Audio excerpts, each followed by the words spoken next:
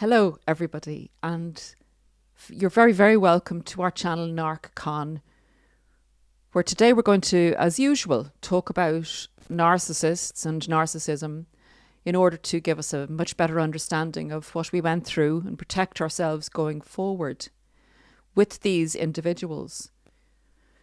The narcissist was on assignment with you or against you.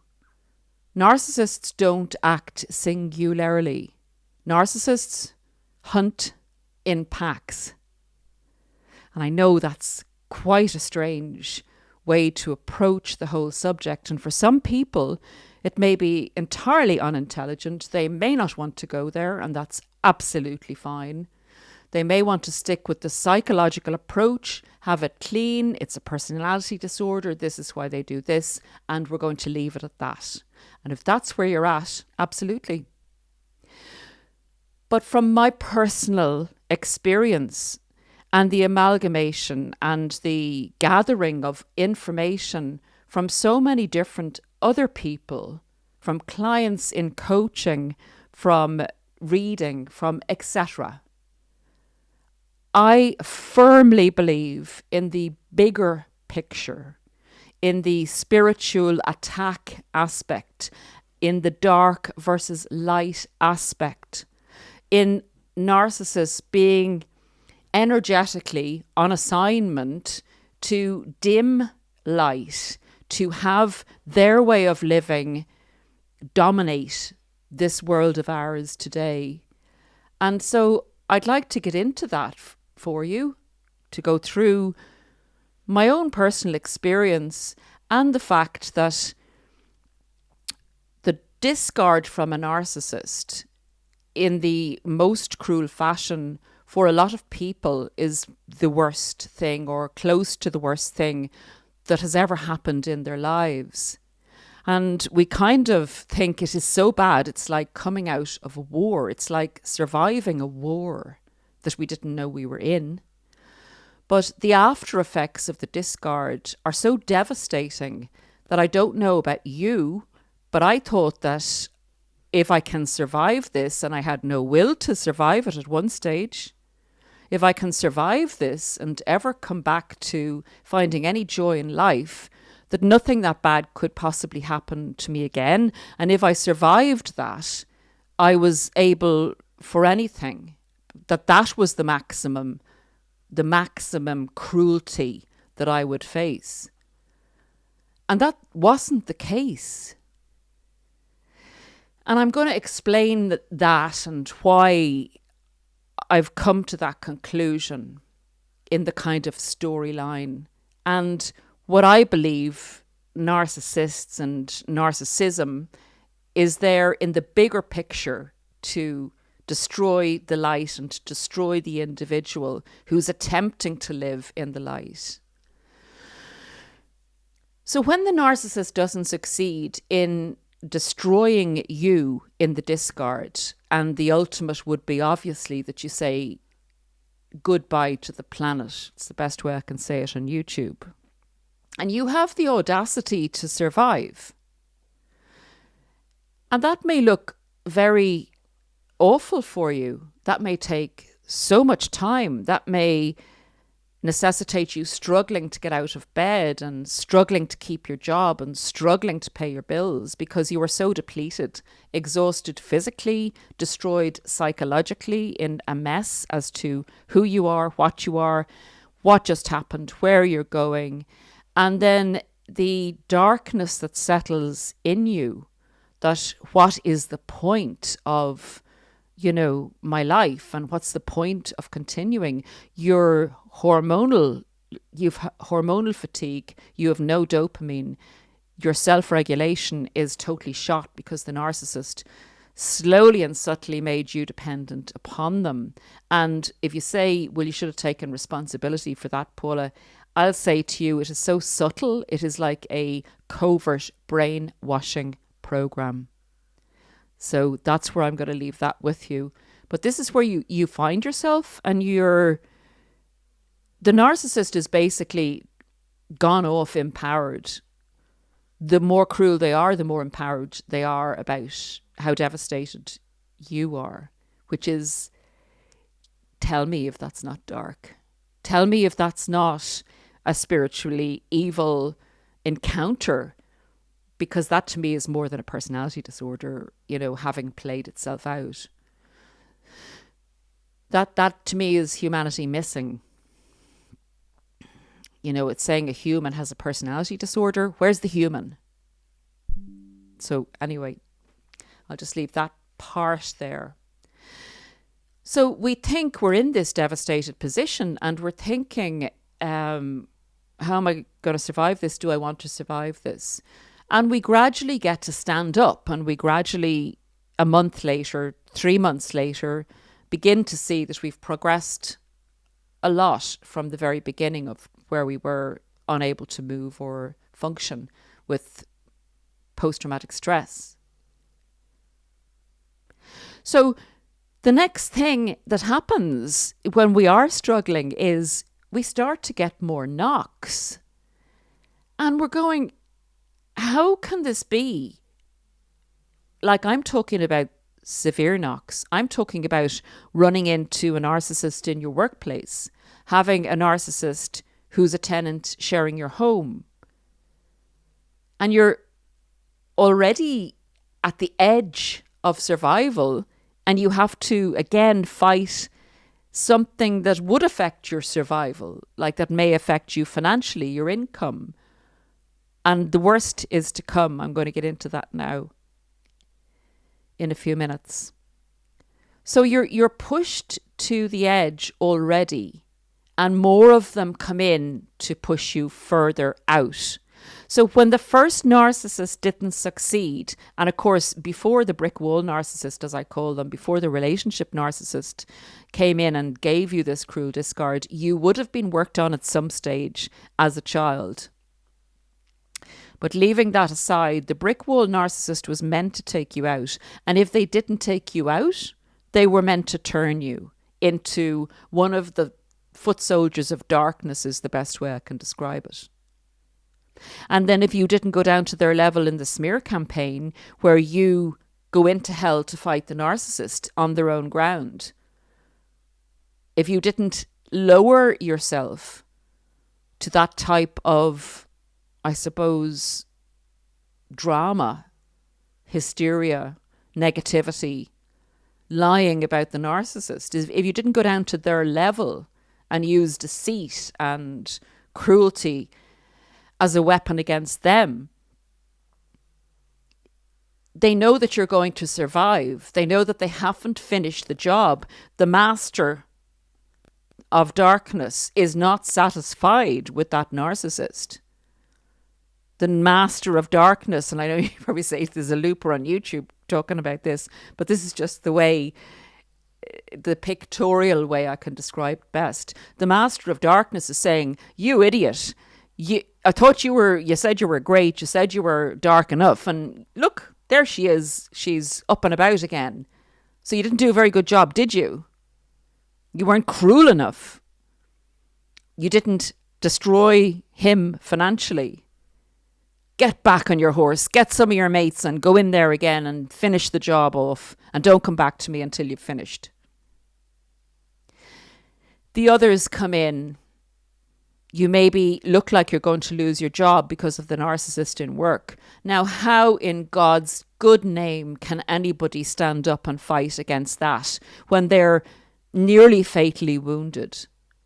It's like one of them coming and standing on your arm as you try and, maintain a survival mode. And yet, the strength within you says, no, I've come this far. You are not going to take me out. I've stood against a dreadful experience. So bring it on. I know what I'm dealing with now. And people can say, well, Paula, do you not think maybe that, when the brick wall narcissist appeared in your life and you learnt about who and what narcissists are and do, and the fact that they walk amongst us, do you not think then that you are seeing everybody as narcissists? And I would say to that argument, there is a validity in it up to a certain point, because you're in an awakened state. So yes, you can see more narcissists, but it doesn't mean that they weren't always there. You are definitely seeing more narcissists, but I'm telling you, they are attacking you. They attack in packs. So when he or the she hasn't finished the job and you're still standing, they will send another one in, because surely you can't survive that. I mean, hit a guy or hit a gal when they're down. That's the way to finish them. I am telling you, the light is so powerful. If a narcissist didn't manage to extinguish that light in you, it grows stronger with adversity, because you actually have to advocate for it. You have to protect it. You make a choice. And when you choose to live, even if it's subconsciously, if you've been helped by God, if you've been the recipient of the prayers of people who love you, and the power of the light, when people get together, when we focus on the light, there is nobody that can destroy that. And the dark is afraid of it. Nonetheless, when they perceive that your light must be very dim, they will come in again at you. Now, you may survive the next one. And you say, I've survived 2 of them. Bring it on. What you'll find then in the healing journey is things you can't identify as coming from any specific person or source. Things start to go wrong. And I'm not saying this to make anyone afraid, because you will deal with this and you are capable of it. But observe it. Recognize it for what it is. You may get a big tax bill. Somebody's reported you for something that you did or didn't do. Your car suddenly has a major problem. Things just don't add up. You go to a place that you've always gone and been received well before, and you get a funny look. I am telling you, there is an assignment against you surviving this. And, we think, again, I'll go back to the beginning of the podcast, we think we've survived the biggest, cruelest, most awful thing that could possibly happen to us, so nothing as bad as that could happen to us again. Well, nothing as bad happens again, but what happens is, because you're awakened, they will compound the pain of the first encounter with the brick wall narcissist discard, or you've left them, or whatever, but you've suffered in that ending.